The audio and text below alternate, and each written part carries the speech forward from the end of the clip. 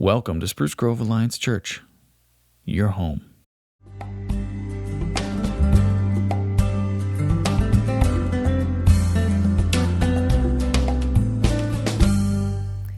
Well, good morning, everyone.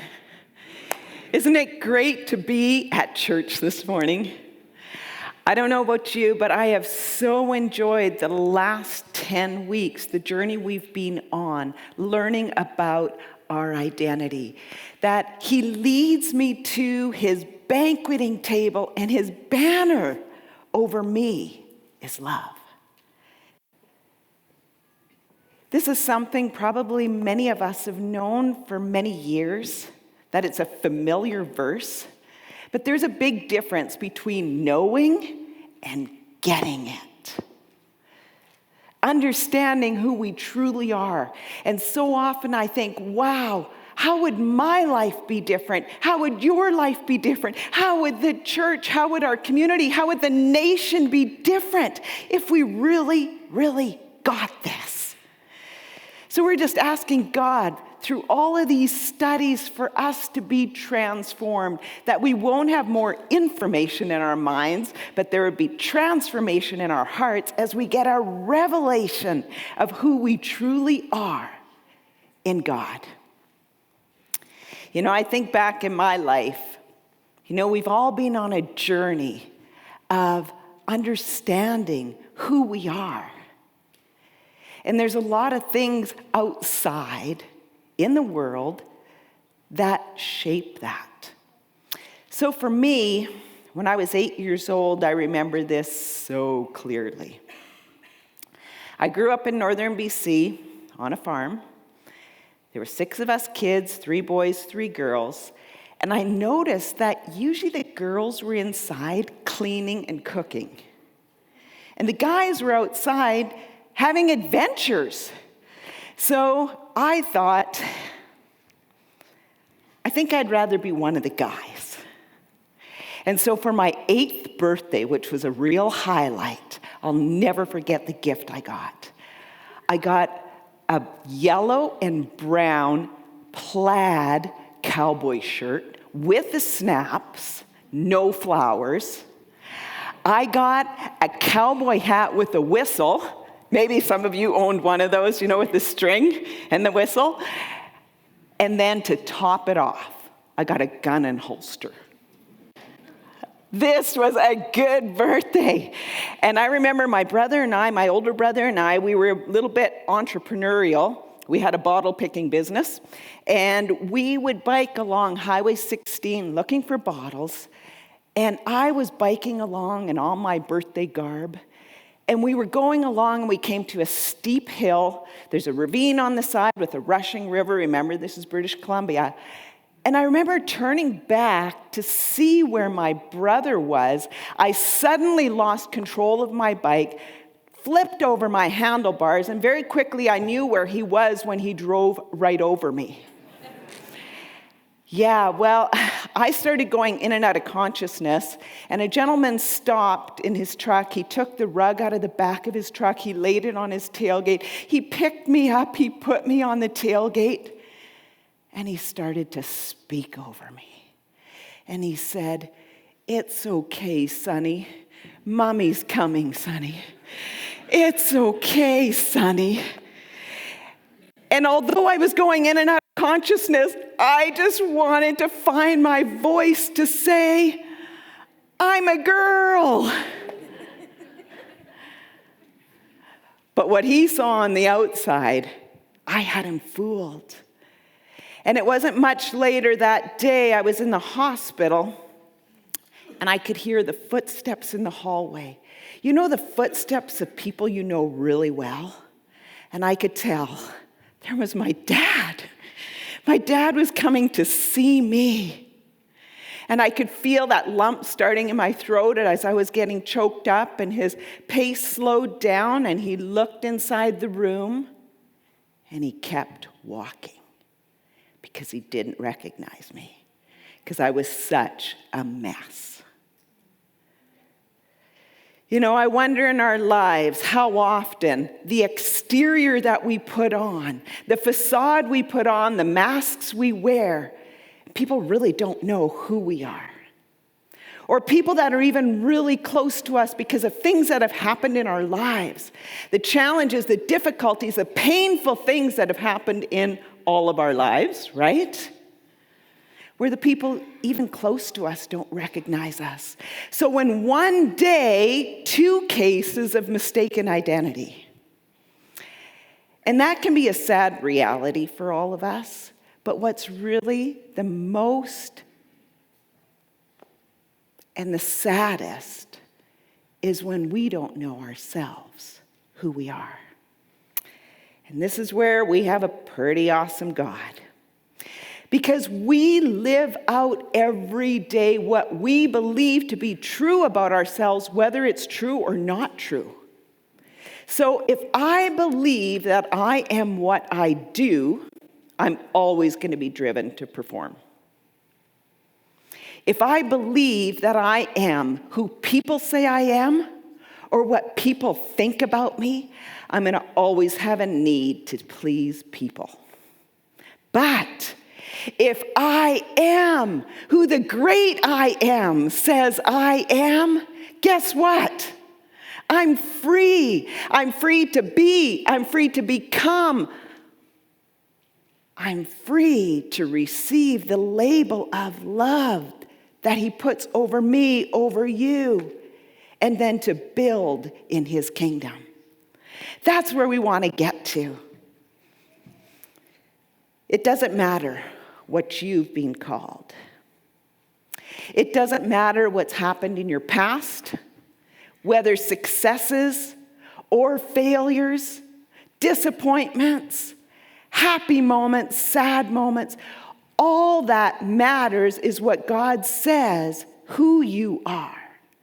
That's what matters. There is no other voice in the universe that has the authority to say who you are. Ephesians 2 verse says this, 2 verse 10, for you are God's workmanship. You are God's handiwork, created in Christ Jesus. Other translations say, for you are his masterpiece, created in Christ Jesus to do good works that he prepared in advance for you to do. You see, all the do's come after knowing who we are. We're his masterpiece, and out of that, what flows out of that is all the do's. And sometimes we get so busy with all the do's we're doing here and doing there, and we never really get the revelation. We can be doing a lot of good things. But what God really wants to do, he wants to lead us to his banqueting table. So we just sit in his presence, that we receive that banner over us as love, and it washes away all of those other things that could be false, that can interfere with our ability to be all he created us to be. So here's a little video clip. This is a story of something that happened just a couple years ago about a masterpiece that was discovered. It is the next chapter in an art world mystery, a missing masterpiece found hanging in plain sight inside a New Rochelle church. And now there's new evidence of this painting's importance and value. CBS 2's Tony Aiello has the story you'll see only on CBS 2.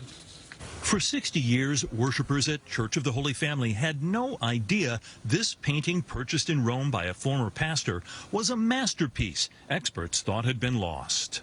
I could never forget my immediate reaction when I saw this painting. I was shocked. Iona University art historian Tom Ruggio stopped to pray here in 2020, looked up, and had a revelation. I knew it was a Baroque masterpiece. A 17th century work by Italian master Cesare Dandini.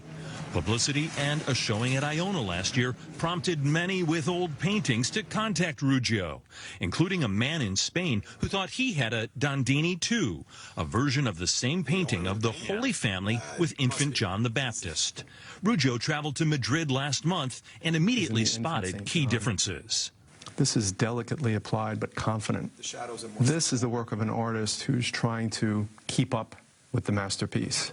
An expert in Spain agreed the Madrid painting is a copy of the original in New Rochelle. What does studying this painting in Madrid tell you about this painting in New Rochelle? The Madrid copy speaks to the importance of the New Rochelle painting. So important, Dandini allowed an apprentice to copy this original for practice or perhaps for profit. And a workshop copy would sell for a little less than a work by the hand of the master. It is quite a treasure for a suburban parish church. People want to see the painting, they come to see it, they enjoy it. We keep the church open so they can come in and visit. The church has boosted security and its insurance. This Dandini likely worth at least $1 million. In New Rochelle, Tony Aiello, CBS 2 News. I guess the right guy glanced up at the right moment, right? Unbelievable. Talk about timing. Absolutely. Talk about timing. The right person glanced up at the right moment. This is a moment. You're not here by accident today. We've got the God of the universe, the Master himself, here. And he's just asking us to look up. To look up. Did you hear what they said at the end of that little clip? When they realized what they had this painting in the church for 60 years and had no idea that it was a masterpiece. Any 60-year-olds here that have been in church all your life? It's possible. We can be in church all our life and have no idea of the masterpiece. You can say it's beautiful. Of course, they had it on the wall because it was meaningful, it was valuable. But they had no idea how valuable it was. That it was actually the work of a master craftsman. This might be your first time at church. You can get a 59-year head start by just looking up. And I love the other thing that they said. I love this. They said when they realized the value of this painting that they had had in the church for 60 years, what did they do? They increased the security and they bumped up the insurance because they realized the value. See, when we really get a revelation of our value, that we are the masterpiece of God, our security goes way up. We're secure. What's better than to be loved by the God who created the universe? That bumps up our security, and you know what happens when that happens to us? We're not so touchy. We're not easily offended because we know we're loved and we know who loves us. So this message of identity is a red thread that is just woven through the entire Bible. From Genesis right through to Revelations. You know, when we read the Bible, we see that in certain parts of the Bible, it might highlight different topics. But identity is a thread that God has carried throughout the entire Bible because he knows that if you know who you are in him, it will change everything. So in the beginning, when God created man, he said, let us make man in our image, in our likeness, and then he breathed into him. You're made in the image and the likeness of God. And then throughout the entire Old Testament, we see through the prophets and through angels coming to different people, messengers coming where God comes to speak a message of identity over people, to change the GPS coordinates of their lives, to put them on track because they got a revelation of who they are. And then in Matthew, we see God saying, you know what? I'm coming down there myself. I'm coming. I'm leaving heaven above. I'm sending my son John starts out by saying, in the beginning was the Word, and the Word was with God, and the Word was God. He was in the beginning with God. All things were made through him, and nothing was made that was made by him. See, Jesus was there in the beginning with God. He didn't just show up here in Matthew. He's always been. But he came for us because he loved us so much. And I find it really interesting how Jesus was fully God and fully man. But before he began his ministry, when he was baptized by John the Baptist, you know what happened, right? Heavens opened, and the voice of God spoke over Jesus, saying, "This is my Son, whom I love. With him I am well pleased." This is my Son.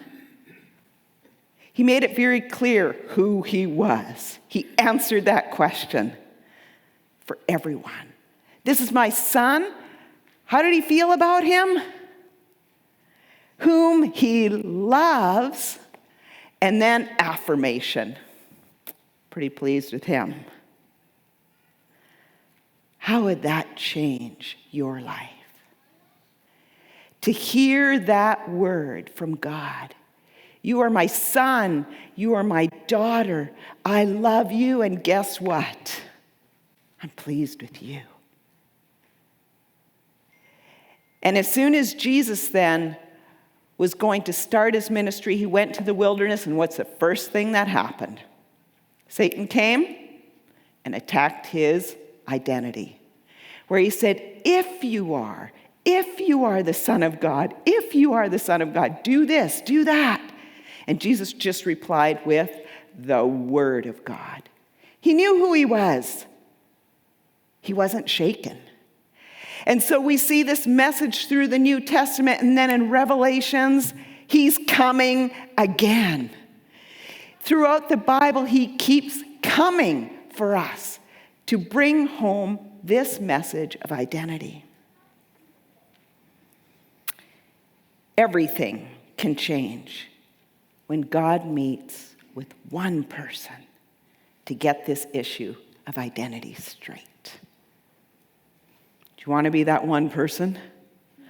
I got both hands up for that. I want to get this. I know it here. But I want more of this information to be a revelation, to break through anything in the way of filling my heart, your heart, with that truth. That's the journey we're on as Christians, as followers of Christ. So we're going to take a look at a story this morning in Judges chapter 6, 11 to 15. I love this story. It's a story of Gideon. Probably many of you know the story. And the backdrop of this, prior to jumping into the message or the verses here, is that the people of Israel, God's people, they were delivered from slavery. They were delivered from slavery in the promised land. They saw the hand of God, the works of God. But wow, that human nature, all we like sheep have gone astray. So quickly, we get distracted. We get pulled into the things of the world. We have such good intentions. And that's what happened with these people of God. You can relate, I'm sure. So they ended up in a place where they embraced the things of the world. And they opened up the door for the enemy. So we find them in this story in a place where they were totally destitute. They were hiding from the Midianites. They were being pillaged. And finally, they hit rock bottom and they cried out to God. 2 Chronicles 7, verse 14 says, "If my people who were called by my name will humble themselves and pray and seek my face and turn from their wicked ways, then I will hear from heaven and I will heal their land." Our God is the same yesterday, today, and forever. Thank you, Lord, for that. I need that message. You need that message. The world needs that message. It's a message of hope. It's a message of hope. And that's where this story starts. The angel of the Lord came. See, he came. He comes for his people when they humble themselves and pray. He came and he sat down under the oak that belonged to Joash the Abiezrite, where his son Gideon was threshing wheat in a winepress to keep it from the Midianites. When the angel of the Lord appeared to Gideon, he said, "The Lord is with you, mighty warrior." "Pardon me, my lord," Gideon replied, "but if the Lord is with us, why has this happened to us? Where are all his wonders that our ancestors told us about when they said, 'Did not the Lord bring us up out of Egypt?' But now the Lord has abandoned us and given us into the hand of Midian." The Lord turned to him and said, "Go in the strength you have and save Israel out of Midian's hands. Am I not sending you?" "Pardon me, my lord," Gideon replied, "but how can I save Israel? My clan is the weakest in Manasseh, and I am the least in my family." So when Gideon encounters God, it starts a chain of events to begin happening that absolutely changes history. So we see the angel of the Lord came down and sat to have a visit with Gideon. Many scholars believe that this angel of the Lord, when that's mentioned in the Old Testament, is the pre-incarnate presence of Jesus. Either way, it's a messenger from God with a message for one. And if one will respond to that message, it can change history. It's interesting where we find Gideon. Where is he? He's in the wine press. If you know anything about wine presses and threshing floor, the wine press was always deep down below, sort of in a cave area in the rocks. Typically, when you'd be threshing wheat, you'd be up in a high place on the hill where the winds would catch the chaff and blow it away to separate the wheat from the chaff. But because Gideon was hiding from the Midianites, he was in the shadows, he was threshing wheat down there. You can imagine how dusty it was. No wonder when the angel of the Lord sat down, Gideon thought, "I don't think you recognize me. I think you've got the wrong guy." See, the wine press is a place of crushing. And I always like this line: you never know how juicy your fruit is until you're squeezed. You never know. You know, when the pressures come in your life and you get in a pressure situation, what comes out? Does it sometimes surprise you? Am I the only person? Sometimes what comes out, we go, "Ooh, did I just say that?"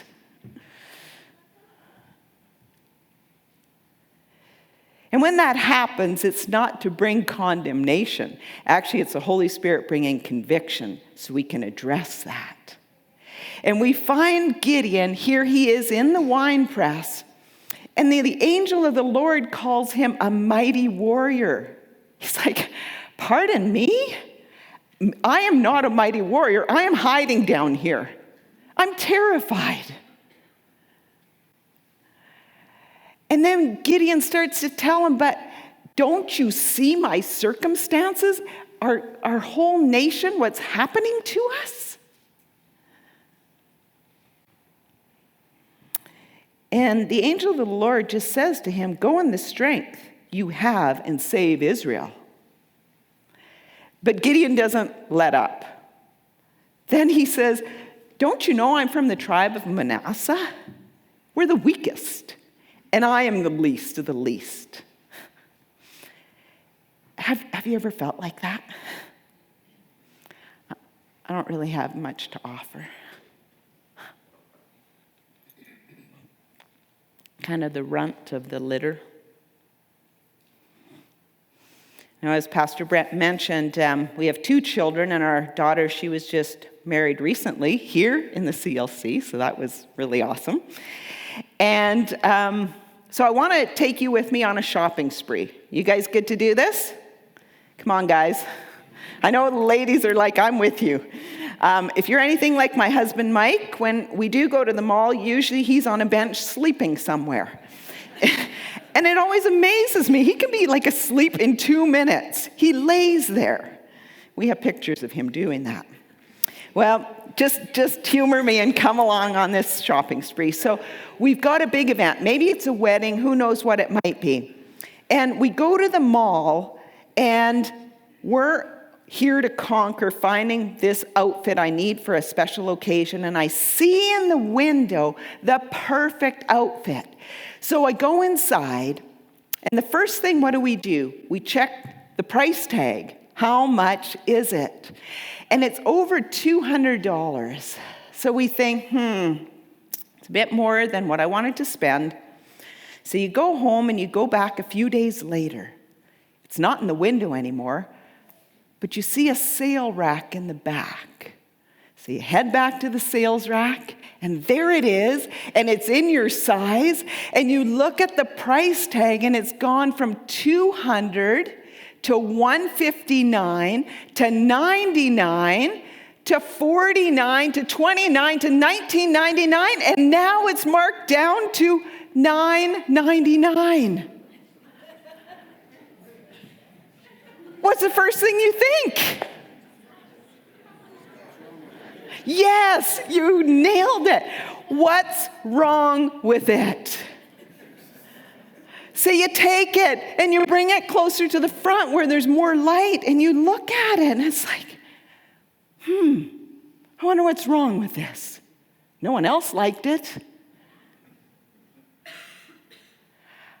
I wonder how many of us have felt like that.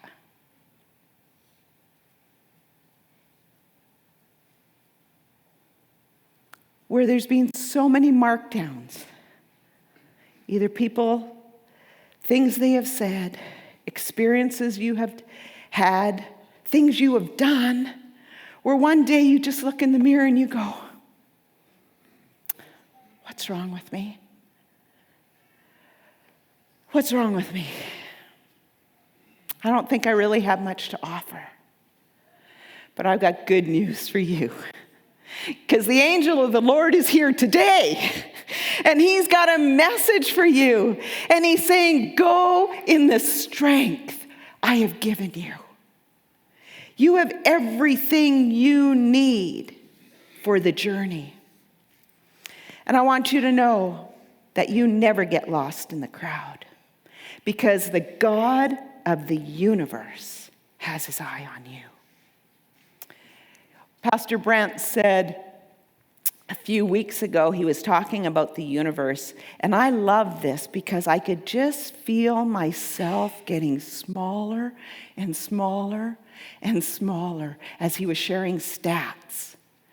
Not in a way of being put down, but feeling my spirit just being humbled before the Lord of who he is and who I am, yet he loves me, and his banner over me is love. And that Jesus went to the cross and he paid the price. You're not marked down, believe me. He paid the price for a masterpiece. There's no discounts in this room. You are full price, and he paid it for you. So one of the things that we were told is when we look up at the night sky, we see about 9,000 stars. That's a lot of stars. But scientists believe there are over 3 septillion stars. Now, I've worked with big budgets. Never septillion. In fact, a septillion has 24 zeros. And an example that Pastor Brent gave us to help us sort of get our heads around this was 1 million seconds is 11 days. 1 septillion seconds is 31 quadrillion years. You get it? Me neither. That is just so beyond my mind. I can't fathom it. And that is the God of the universe who created us. Like, does that break through some of the strongholds? Does it break through some of the labels that maybe others have put on you or you have taken on yourself? To say, you know what? I think in humility, I'm going to lay those down. I'm going to lay those other labels down at the foot of the cross, and I'm going to be led to this banqueting table. I'm going to sit down, and I'm going to grab hold of this label, and I'm going to put that on my forehead, and I'm going to live out that truth every day. Because you know what happens when we take on that label? At that moment, we can love the Lord our God with all our heart, with all our soul, with all our mind, with all our strength. And then we can love others. Until we get a revelation of this, we're just trying, we're striving, we're performing, we're pleasing. But when we get a real revelation of who we are, it changes everything. So in our family, we had an experience that changed everything. I had to get in a picture of James. So that's our son Tyler and his wife Corliss, our daughter-in-law, and little James. Can you guys just kind of do a, oh, that's great. He has changed everything in their lives. He's changed their schedule.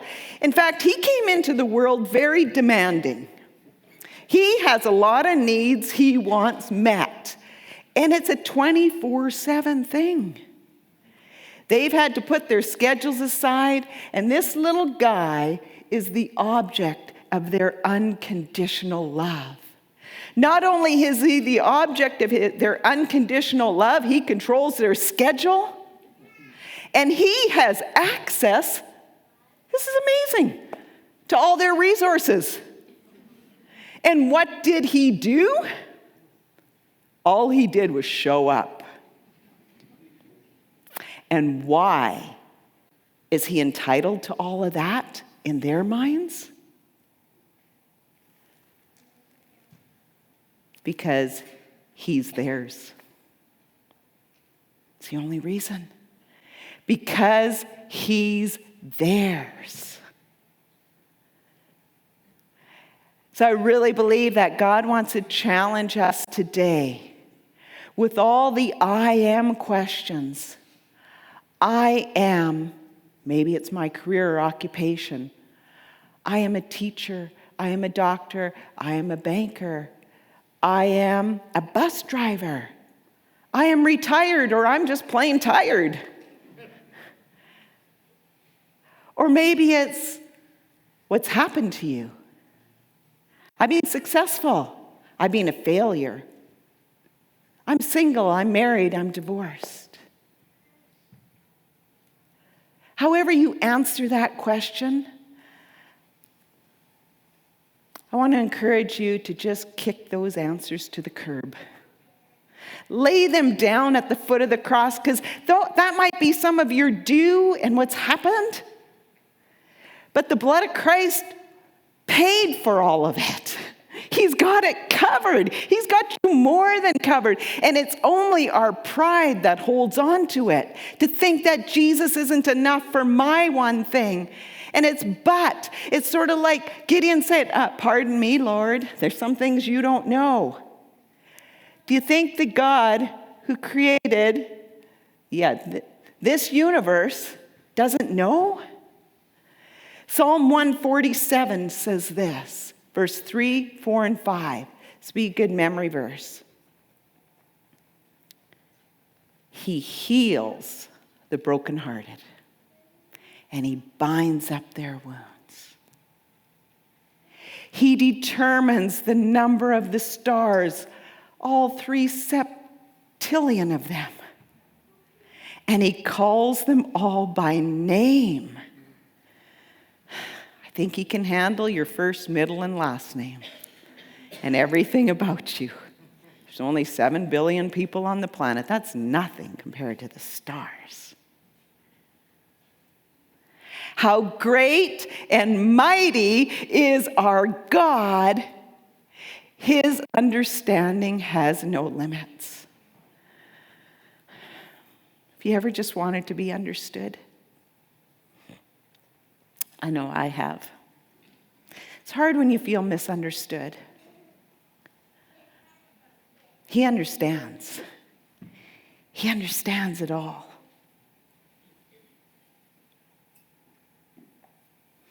Ephesians 1, 18 to 21 says this. I pray that the eyes of your heart may be enlightened, in order that you may have the hope to which he has called you, the riches of his glorious inheritance in his holy people, and his incomparable great power for us who believe. I'm going to read that again. Maybe just close your eyes and let that sink in. We want that to sink into our hearts. We want that to sink into our minds. We want it to move from our heads to our hearts, which sometimes that 8 inches is the longest journey you will ever take in your life.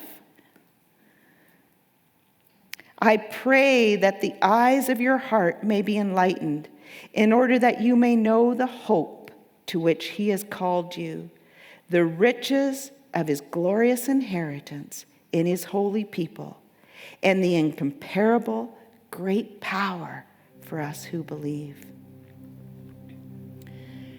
When we get this straight,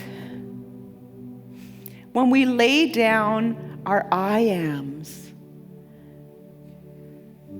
before the great I am, and we take on the label of love, it changes everything.